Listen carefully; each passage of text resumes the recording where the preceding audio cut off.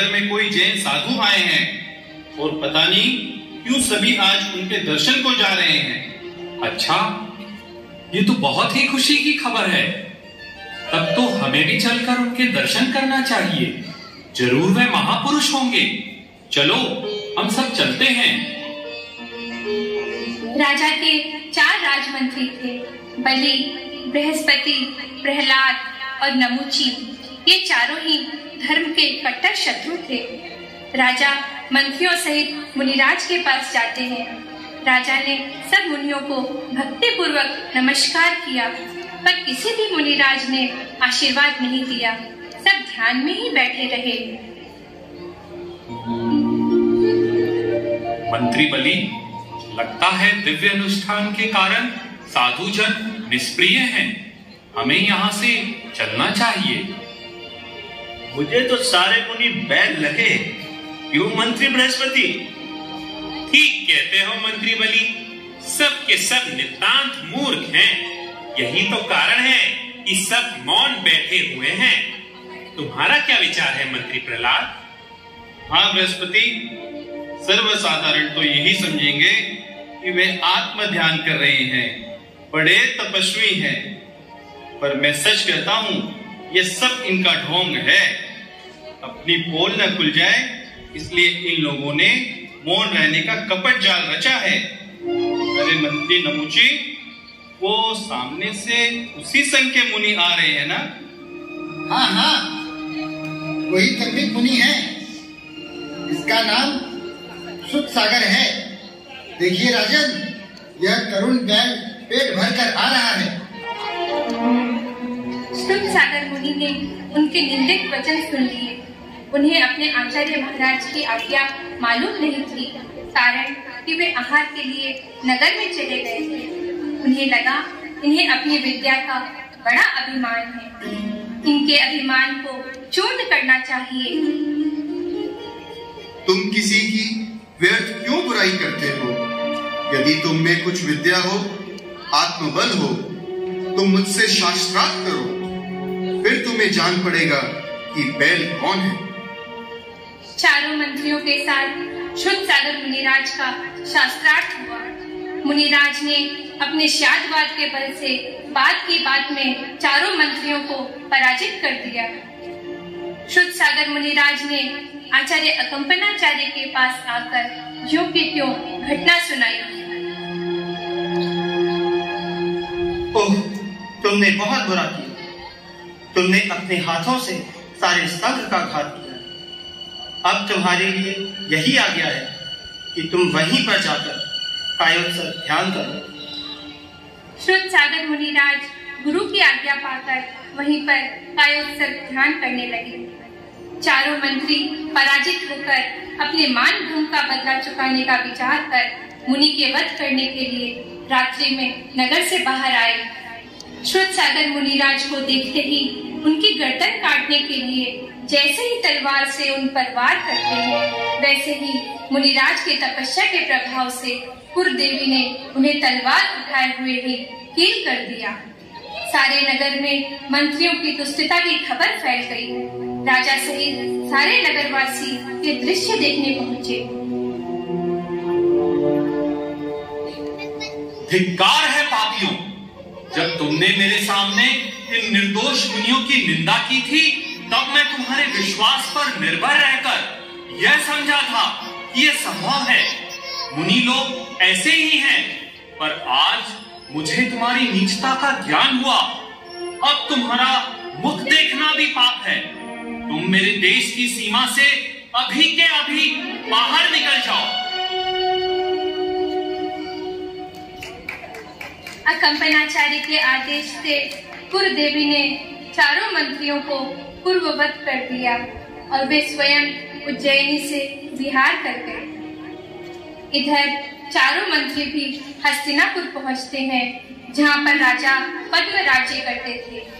राजा पद्म को कुंभपुर का राजा सिंहबल बहुत परेशान किया करता था।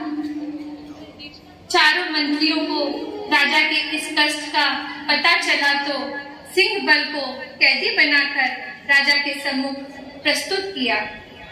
राजा पद्म बहुत प्रसन्न हुए। आज मैं बहुत प्रसन्न हूँ। तुमने हम पर बहुत उपकार किया है। तुम्हारा मैं बहुत कृतज्ञ हूँ।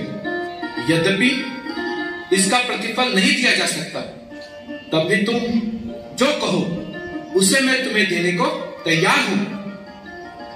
प्रभु, आपकी हम पर बहुत कृपा है। हमें सब कुछ मिल चुका है।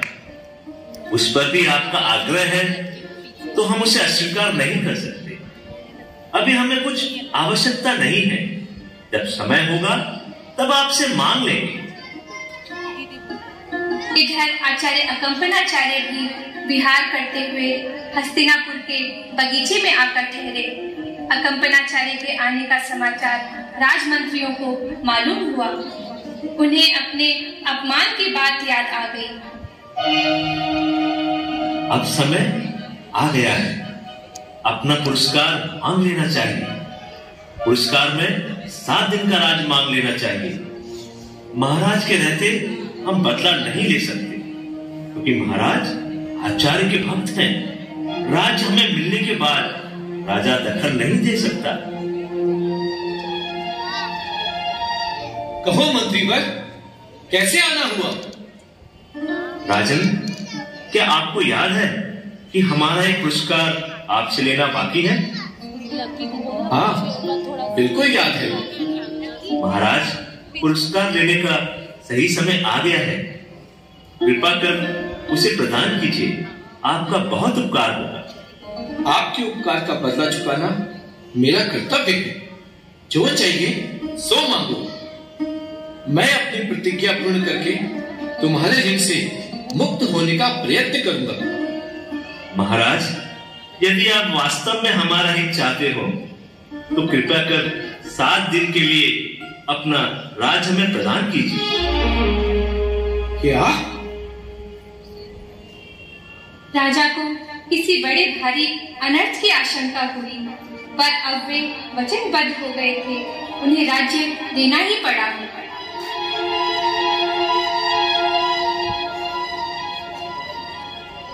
अब मैं हस्तिनापुर का राजा हूं। उन दुष्ट 700 मुनियों को मेरे अपमान का फल अवश्य चुकाना होगा। बहुत समय से मैं प्रतिशोध की अग्नि में जल रहा था। अब उन्हें मेरी क्रोधाग्नि में जलना होगा।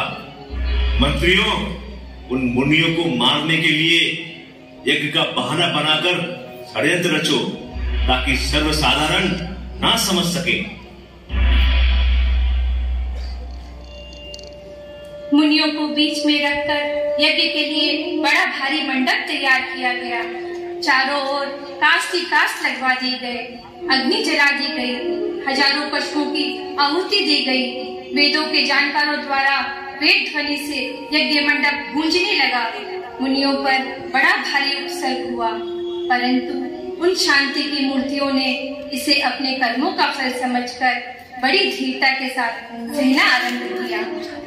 विष्णु कुमार मुनिराज के पास जब उपसर्ग का संदेश पहुंचा, तब उन्होंने विक्रिया रीति के प्रभाव से बौने ब्राह्मण का वेश बनाया और बड़ी मधुरता से वेद ध्वनि का उच्चारण करते हुए यज्ञ मंडप में पहुंचे।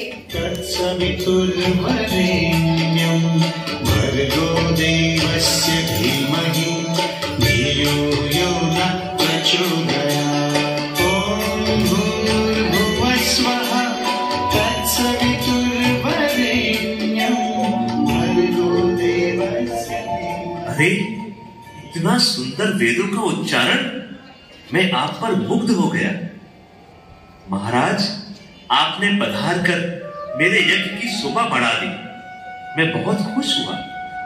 आपको जो इच्छा हो वो मांगिए। इस समय मैं सब कुछ देने में समर्थ हूं। मैं एक गरीब ब्राह्मण हूं। मेरी जैसी भी स्थिति है, मुझे उसमें संतोष है।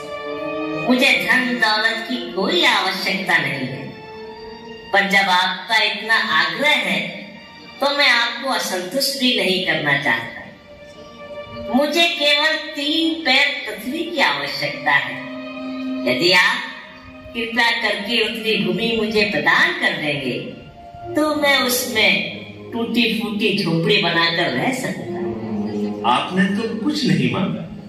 यदि आप मेरे वैभव और मेरी शक्ति के अनुसार मांगते तो मुझे बहुत संतोष होता। नहीं, मैंने जो कुछ मांगा है वो मेरे लिए बहुत। आपको देना है तो और बहुत से ब्राह्मण मौजूद हैं, कृपया कर उन्हें दे दीजिए। जैसी आपकी इच्छा। मैं संकल्प करता हूं, आप अपने पैरों से भूमि नाप लीजिए। और संकल्प छोड़ते ही उन्होंने पृथ्वी को मापना शुरू किया।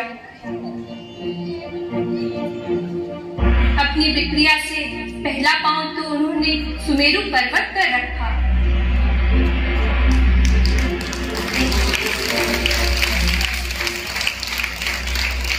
और दूसरा मानुषोत्तर पर्वत पर।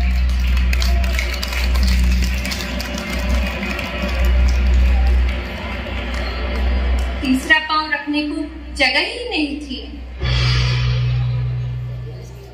अब बोलो वही, तीसरे पैर का क्या करूं? तुम पर ही रख दूं क्या?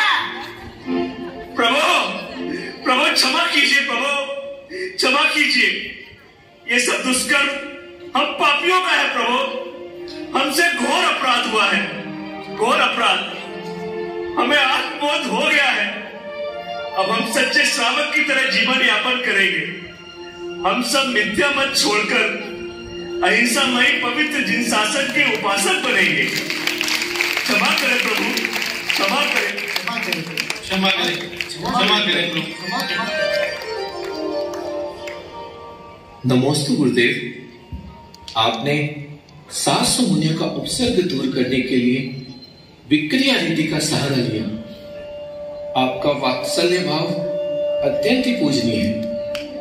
निष्कपट, निस्वार्थ, यथा योग्य वात्सल्य अंग सदैव आपके नाम का अनुकरणीय रहेगा।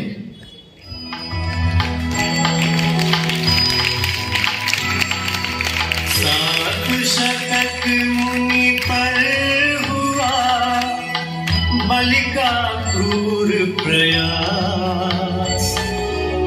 बामन देश में विष्णु मुनि ने दूर किया सब त्रास, दूर किया सब त्रास। गौ पक्ष सम प्रीति हो साधर्मी के साथ। स्नेह प्रेम वात्सल्य ही हरे चतुर गतिवास, हरे चतुर गतिवास।